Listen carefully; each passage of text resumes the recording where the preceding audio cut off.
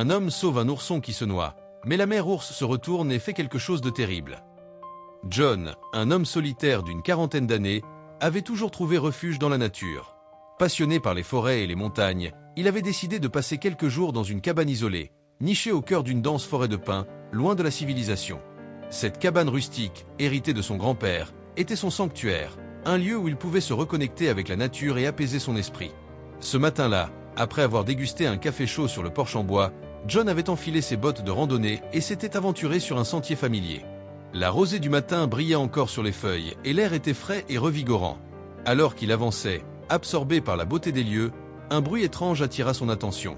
C'était un son étouffé, presque comme un appel désespéré, mêlé au grondement constant du fleuve qui serpentait à travers la forêt. Intrigué et légèrement inquiet, John suivit le son qui semblait provenir de la rive du fleuve.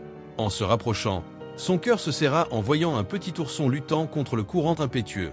Le petit animal, visiblement épuisé, se débattait pour ne pas être emporté par l'eau tumultueuse.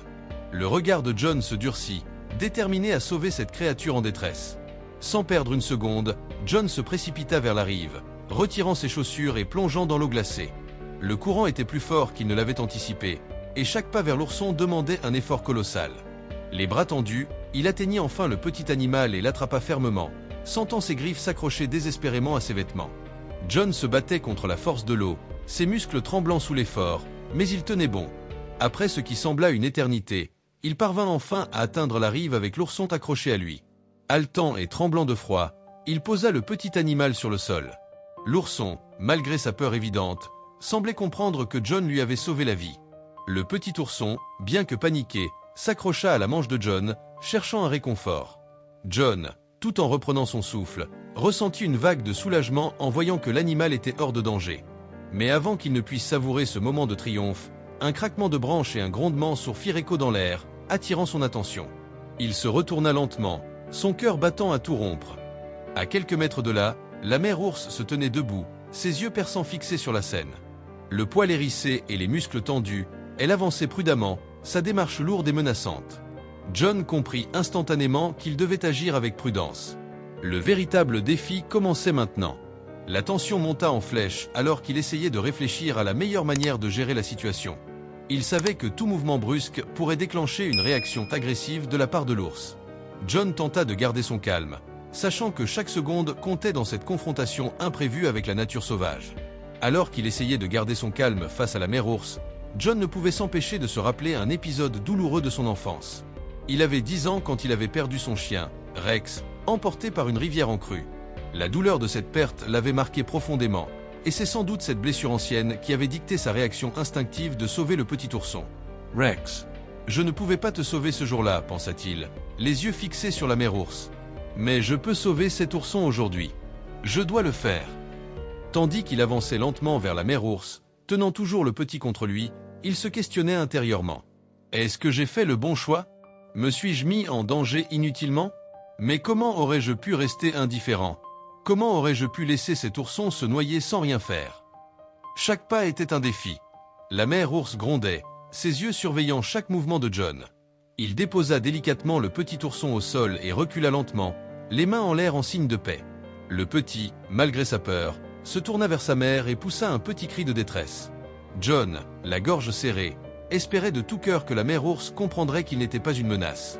Le petit ourson, bien qu'encore tremblant, trottina vers sa mère, cherchant refuge entre ses pattes puissantes. Un lien de confiance semblait se former entre John et le petit animal. L'ours, après avoir reniflé attentivement son petit et s'être assuré qu'il était en sécurité, reporta son regard sur John. C'était un moment de tension extrême, mais aussi de compréhension mutuelle. John se tenait immobile, essayant de montrer qu'il ne voulait aucun mal. La relation entre John et le petit ourson prit une tournure inattendue. Le petit, ayant goûté à la gentillesse humaine, semblait réticent à quitter John. Il le regardait avec une curiosité empreinte de confiance, comme s'il savait que cet homme l'avait sauvé. John, sentant ce lien spécial, murmura doucement « Tout va bien maintenant, petit. Ta maman est là. Tu es en sécurité. » L'ours, malgré sa posture protectrice, n'attaqua pas. Au lieu de cela, elle resta près de son petit, surveillant John avec une vigilance diminuée. Ce fut un moment de grâce, une trêve fragile entre l'homme et la bête. John recula lentement, chaque fibre de son être tendue par l'adrénaline, mais également émerveillé par la connexion qu'il ressentait avec ces créatures sauvages. En rentrant à sa cabane, John ne pouvait s'empêcher de repenser à ce qui venait de se passer. Il se sentait en paix, une paix qu'il n'avait pas ressentie depuis longtemps. La nature avait ses propres lois, mais il avait réussi à naviguer dans cette situation périlleuse sans violence. Cette expérience l'avait transformé, renforçant son respect et son amour pour la nature. Le soir, assis près de la cheminée, John revécut chaque instant de cette journée. Il se demanda ce que Rex aurait pensé de tout cela. « Je sais que tu es fier de moi, Rex, murmura-t-il, les yeux fermés. J'ai fait ce que j'aurais voulu faire pour toi. » Les jours suivants, John retourna plusieurs fois près du fleuve, espérant apercevoir à nouveau le petit ourson et sa mère. Chaque fois, il ressentait une connexion de plus en plus forte avec la forêt et ses habitants. Il comprit que sa place était ici, à protéger et à respecter ce monde sauvage. Cette expérience lui avait montré la voie, renforçant son engagement à vivre en harmonie avec la nature. John savait que la mère ours et son petit continuaient leur vie quelque part dans la forêt, et il espérait qu'il se rappellerait de lui comme d'un ami. Il avait appris une leçon précieuse sur la confiance et la bravoure, et sur l'importance de chaque acte de gentillesse, aussi petit soit-il. Les jours passaient, et John s'installait confortablement dans sa cabane en pleine forêt.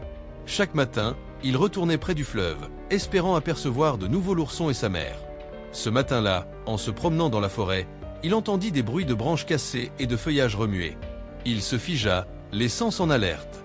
En s'approchant prudemment, il vit l'ourson, mais cette fois-ci, il n'était pas seul. La mère ours était là, et elle semblait agitée. John sentit immédiatement que quelque chose n'allait pas. L'ours se tenait sur ses pattes arrière, grondant férocement, les yeux rivés sur John. Le cœur de John s'accéléra. La tension monta, et il réalisa que cette rencontre serait bien plus dangereuse que la précédente. Le conflit externe était évident. John devait trouver un moyen de gérer la situation sans provoquer l'ours. Sa vie était en jeu. Mais un conflit interne tout aussi puissant bouillonnait en lui. Devait-il fuir pour sa sécurité, ou tenter de calmer l'animal pour protéger l'ourson et lui-même? La peur le paralysait, mais il savait qu'il devait rester calme. Il essaya de reculer lentement, de ne pas faire de gestes brusques. La mère ours avança vers lui, grondant de plus en plus fort. Chaque fibre de son corps lui criait de fuir, mais il savait que courir pourrait déclencher une attaque immédiate. Il fallait qu'il montre qu'il ne représentait pas une menace. « Calme-toi, maman ours », murmura-t-il, bien que ces paroles n'aient aucun sens pour elle. La situation prit un tournant critique lorsque l'ourson, sentant l'agitation de sa mère, se mit à pleurer, appelant à l'aide. Le son perça l'air et sembla apaiser légèrement la mère ours, qui baissa la tête vers son petit. John, saisissant cette opportunité, fit un pas en arrière. Cependant, un craquement de branches sous son pied fit ressurgir l'agressivité de l'ours. Elle se redressa, prête à attaquer. Le premier point de virage survint lorsque John, dans un acte de courage désespéré, se pencha pour ramasser une poignée de baies qu'il avait cueillies plus tôt. Avec des mouvements lents et mesurés, il tendit les baies vers l'ours, espérant détourner son attention. Contre toute attente, l'ours sembla intrigué. Elle renifla l'air, s'approchant prudemment. John sentit une lueur d'espoir, mais restait sur ses gardes. Le moment de tension atteint son apogée lorsque l'ours accepta les baies, les dévorant avec une avidité qui montrait qu'elle n'avait pas mangé depuis un moment. John profita de ce répit pour reculer davantage, tout en gardant un œil sur la mère et son petit. Il sentait que chaque instant était crucial. Puis, un plot twist inattendu survint. Alors qu'il pensait avoir gagné suffisamment de terrain pour se retirer en sécurité, un deuxième ourson sortit des fourrés. Plus petit et plus fragile, il trottina maladroitement vers John. La mère ours, voyant son deuxième petit si près de l'humain, se cabra de nouveau. John, réalisant qu'il était maintenant encore plus vulnérable, se prépara au pire. Pourtant, quelque chose de miraculeux se produisit. L'ours, au lieu d'attaquer, grogna doucement et rappela ses petits près d'elle. Elle les renifla longuement, comme pour s'assurer qu'il allait bien. Puis, elle leva les yeux vers John, ses prunelles brillantes d'une lueur de reconnaissance. Elle s'éloigna doucement, ses petits trottinant à ses côtés, laissant John stupéfait et soulagé. John, encore sous le choc, resta immobile quelques instants, s'assurant que la mère ours et ses petits étaient hors de vue avant de se permettre de respirer à nouveau. Il comprit alors que la nature, bien que sauvage et imprévisible, pouvait aussi être empreinte de moments de grâce et de compréhension silencieuse. En rentrant à la cabane, John réalisa qu'il avait non seulement sauvé les oursons, mais qu'il avait aussi gagné une nouvelle perspective sur la vie et la coexistence avec la nature. John rentra à la cabane avec une tension palpable encore accrochée à ses épaules. La rencontre avec l'ours et ses oursons avait été une expérience à couper le souffle. Cependant, cette journée n'était pas terminée. Alors qu'il se préparait à allumer un feu dans la cheminée, un bruit sourd retentit à l'extérieur. C'était un rugissement, mais cette fois, différent de celui de l'ours. Un danger approchait. Le point de plus grande tension se dessina rapidement lorsque John ouvrit la porte et aperçut une silhouette massive entre les arbres. Une autre ours, plus grande et visiblement affamée, se tenait là, les yeux fixés sur la cabane. Contrairement à la première rencontre, cet ours ne semblait pas avoir des petits à protéger, ce qui la rendait potentiellement plus dangereuse. John comprit que sa cabane, bien que solide, ne résisterait pas à une attaque d'ours déterminée. Sans perdre de temps, il se précipita à l'intérieur, fermant la porte et barricadant les fenêtres. Il devait penser vite. Les conséquences de ses actions précédentes revenaient le hanter. Avait-il involontairement attiré cet ours en nourrissant la première ? La peur et l'adrénaline se mêlaient alors qu'il cherchait une solution. Il se souvint des baies qu'il avait utilisées plus tôt pour calmer la première ours. Mais cette fois, il n'avait rien à offrir. La nourriture dans la cabane était insuffisante pour détourner l'attention de l'ours affamé. Il réfléchit rapidement à une autre stratégie. John décida de créer une diversion. Il se souvenait d'une ancienne grotte à quelques centaines de mètres de la cabane, un endroit où il pourrait éventuellement attirer l'ours loin de sa demeure. Il rassembla rapidement des vêtements et des morceaux de viande séchée, espérant que l'odeur suffirait à guider l'animal vers la grotte. Sortant prudemment de la cabane, il dispersa la viande séchée en une traînée, menant vers la grotte. Chaque mouvement était calculé, chaque bruit surveillé. Le rugissement de l'ours résonnait encore, plus proche maintenant. John sentait chaque battement de son cœur comme un tambour dans sa poitrine. En arrivant près de la grotte, il lança les derniers morceaux de viande à l'intérieur et se précipita pour se cacher derrière un arbre. L'ours, suivant l'odeur, s'approcha lentement de la grotte. John retint son souffle, priant pour que son plan fonctionne. L'ours entra dans la grotte, ses rugissements résonnant contre les parois de pierre. John se précipita pour bloquer l'entrée avec de gros rochers et des branches, espérant emprisonner l'animal temporairement. Avec l'ours piégé, John retourna en courant à la cabane, le cœur battant encore de peur. Il savait que cette solution n'était que temporaire, mais elle lui donnait le temps de réfléchir à une solution plus durable. De retour à la cabane, il se sentit envahi par un mélange de soulagement et de fierté. Il avait réussi à gérer une situation potentiellement mortelle sans recourir à la violence. Réfléchissant aux événements de la journée, John comprit l'importance de l'harmonie avec la nature. Il savait qu'il ne pourrait pas toujours compter sur des solutions improvisées. Cette expérience lui avait appris la valeur de la préparation et du respect de la faune sauvage. Cette nuit-là, alors qu'il s'endormait, John ressentit une profonde connexion avec la nature. Il se sentait comme un gardien de cette forêt, un protecteur silencieux des créatures qui y vivaient.